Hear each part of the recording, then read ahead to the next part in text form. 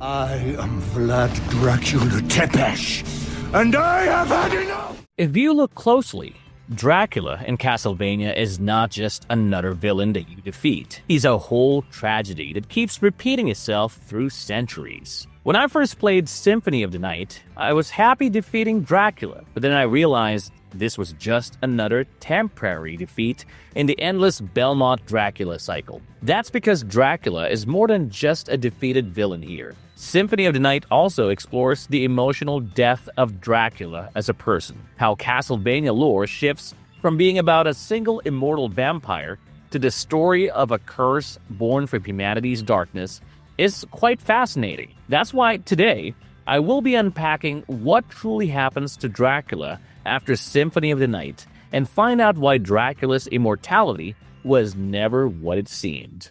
Enough of your nonsense! Away with your humanity!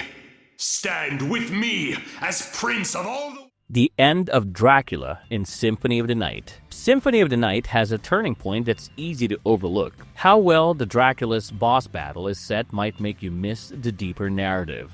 Dracula's defeat appears normal on the surface. Even previous games like the Belmont lineage had destroyed him, but this time there is a hidden ending. The way the narrative focuses on Dracula's emotional collapse rather than his actual physical destruction is the key here. During the final battle, Dracula is forced to fight one of the most painful aspects of his life because of Alucard.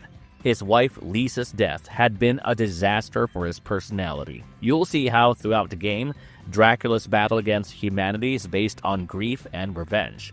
But at one point, he realizes that hate is no longer an option. Dracula is facing both his son and the memory of Lisa at the same time. Here, Lisa delivers him a final message through Alucard, which becomes the catalyst for Dracula's psychological defeat. The message made him lose his anger and show regret and confusion for his actions. It's almost unbelievable to see an immortal conqueror like Dracula, who once wanted to annihilate humanity, suddenly getting exhausted by his own hatred. And this crucial moment also causes Dracula's will to finally fracture. That will is the driving force behind his repeated resurrections. And now that his will is no more, Dracula is so overwhelmed with regret that he begs Lisa for forgiveness. And mind you, this had never ever happened ever before in the Castlevania narrative. Dracula, understanding the pain he has caused and the futility of his vengeance, mind-blowing. He decides that he doesn't want to be humanity's enemy anymore.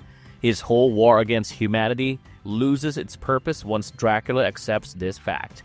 After all, Lisa never desired revenge, so why should he?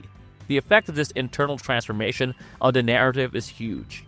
It's the death of Dracula as an autonomous individual, but things get even more interesting when you know that even canon-wise, Symphony of the Night is Dracula's last appearance as a conscious person. Later games started treating Dracula a bit differently.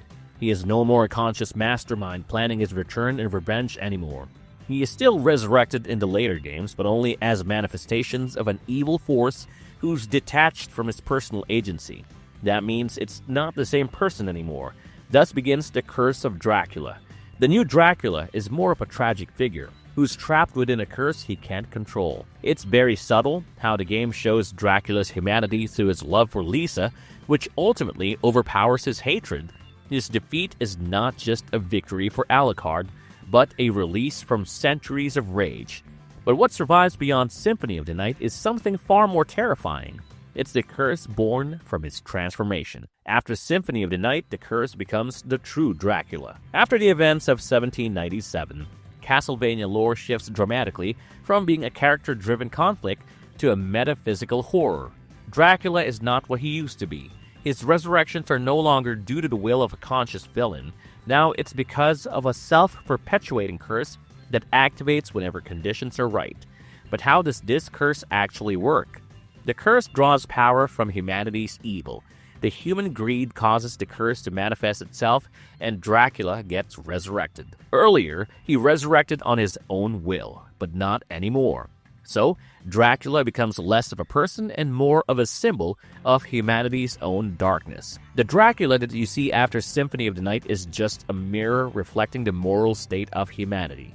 He is not an independent villain pursuing his own agenda anymore. Another factor behind perpetuating this curse is chaos. As you know, chaos is a primordial force which is tied to Dracula's existence.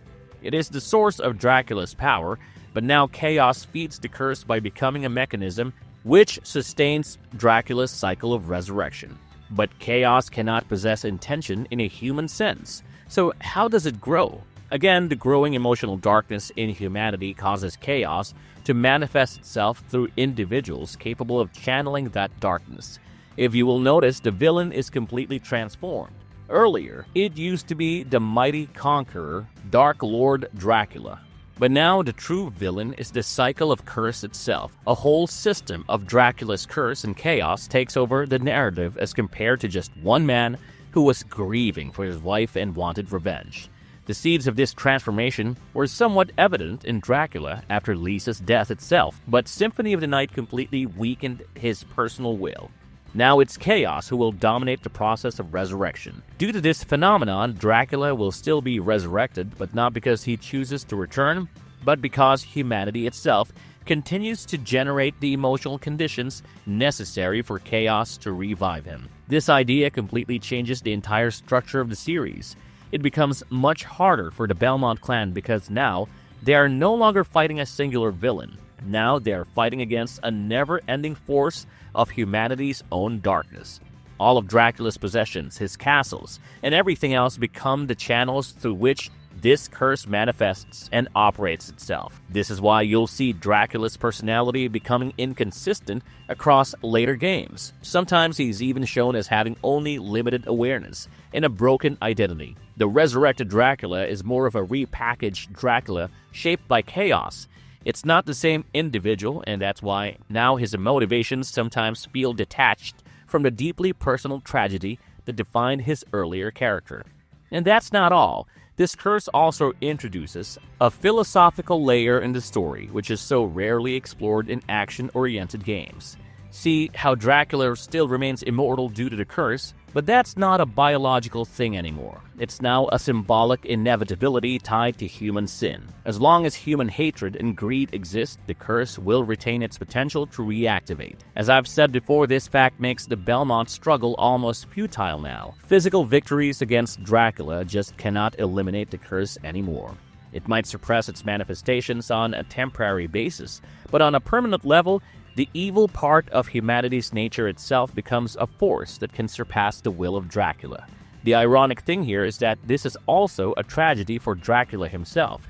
He is now a metaphysical force sustained by chaos and human dark nature. Even after accepting defeat and expressing remorse, Dracula is still not able to fully escape the role because of the Immortal curse. The Immortal curse in the later games. Dracula's curse continues even more strongly in the later games, in which his resurrection is shown as an indirect result of rituals or external manipulation, rather than personal will. By doing so, the games ensure that Dracula's immortality now becomes fully systemic. See, for example, how heavily the 2008 game Order of Ecclesia focuses on Dracula's remains and the Dominus glyphs. Dracula is not active anymore to orchestrate the events, but these fragments of his power are preserved even after his death. These remains are the new catalysts for the curse to propagate even in the absence of Dracula's consciousness. Artifacts like the Dominus glyphs weaponize Dracula's power. Human ambition and greed will perpetuate Dracula's legacy now. This also means that Dracula's resurrection can now be triggered by human interference. Castlevania Portrait of Ruin provides a classic example of this fact because it's set against the backdrop of World War II. Dracula is resurrected between an ongoing global conflict and human suffering. Vampire artist Bronner tries to seal away Dracula's power using magical paintings and wants to harness the castle's energy for his own agenda. Such large-scale human greed creates fertile ground for Dracula's curse to manifest. That's because Dracula is only a symbol now. He might not even be present physically as the central mastermind, but chaos will still be present. Chaos is able to gain the necessary emotional energy it requires to sustain, especially during the ongoing horrors of war. The broader lore is that Dracula's existence is now directly linked to humanity's moral decline. Then comes Grimoire of Souls, which introduces an even more abstract idea of Dracula by showing him as a chaotic concept recorded in the Grimoire.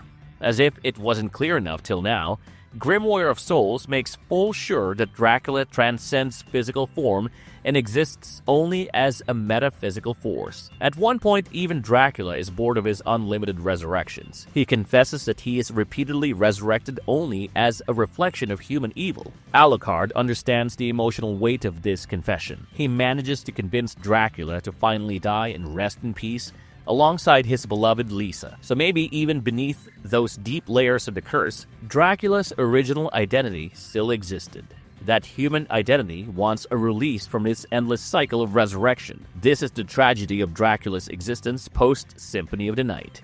He still has a bit of humanity left in him, but the curse is not letting him to be completely free. The curse activates itself through these mechanisms, and Dracula has to come back. But his immortality is now not in his own control due to the curse. The curse's final end: Eclipse, Chaos, and Soma. Dracula is stuck with the curse, and it seems like it won't break, but it ends. The curse came to its final end during the Demon Castle War of 1999, and how it happened is extremely interesting. This conflict causes a fundamental damage to the metaphysical structure which sustained Dracula's immortality. This time, Dracula is not just physically defeated, but even the conditions which enables his cyclical resurrection are dismantled. After Julius Belmont and his allies attain victory, Dracula's castle and powers are sealed within a solar eclipse by the priest of Hakuba Shrine. This ritual sealing cuts Dracula's connection to chaos completely and destroys the curse. The eclipse is like a metaphysical prison, which isolates Dracula's soul from chaos, and because it can't access chaos anymore, the curse loses its capacity to resurrect Dracula. His cycle of resurrection finally comes to an end after centuries by sealing his soul away from his power source. This is further confirmed from the library entry in Dawn of Sorrow, which calls the Demon Castle War as the battle that permanently destroyed Dracula. And this means that not only Dracula, the individual, is destroyed, but his recurring cycle of chaos are no longer existing. However, the story is not over yet. Just when you thought Dracula was gone forever, he is reincarnated. Aria of Sorrow introduces Soma Cruz as Dracula's reincarnation. But again, this reincarnation does not mean that Dracula has returned in the traditional sense, but it surely means that Chaos has found a new vessel. So is the curse still present then? Well, yes, it is. But the interesting part here is that it is now tied to Chaos rather than Dracula's personal identity. So we can call it Chaos's curse, and not Dracula's curse, maybe. And Chaos is now backing Soma as the new Dark Lord. But it was a relief when I finally saw Soma separating himself from Dracula's throne. He understood his tragic descent into hatred and resisted Chaos. His resistance becomes a proof that the cycle can be broken through individual choice. Maybe it's time for humanity to move on from the Dark Lord, but Soma is still forced into accepting Dracula's legacy in Dawn of Sorrow. Dracula himself might be gone, but the symbolic power associated with his identity still continues to exert its influence. That's the darkness of human intent, which tries to manifest itself across generations. And will that ever end?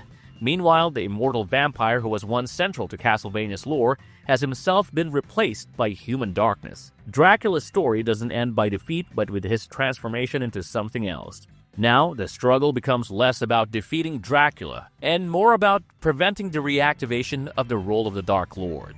But whatever you make out of this one thing is for sure, that the eclipse sealing brings both an ending and a beginning for Dracula's story arc. Dracula's cyclical resurrection might have been terminated, but there is still the possibility for darkness and redemption within the series. When Soma chooses a separate path, there is some hope that the basic cause of the curse can be defeated without perpetuating the cycle. But will that last forever? That's the question. So as you saw, Dracula's story about Symphony of the Night is far more complex than a simple cycle of death and resurrection. His personal will might have ended in 1797, but it was replaced by a curse with chaos and humanity's darkness. In the latter games, we see that Dracula's immortality was actually never his own truly. Forces beyond his control were behind a cycle of resurrection which breaks again during the Demon Castle War of 1999. This time, Dracula's connection with Chaos is sealed, and it seems like the Dark Lord is gone for good. But then Soma Cruz is reincarnated, poised to be the new Dark Lord, and it is only when Soma refuses to accept the throne that Dracula's tragedy ultimately finds its quiet resolution.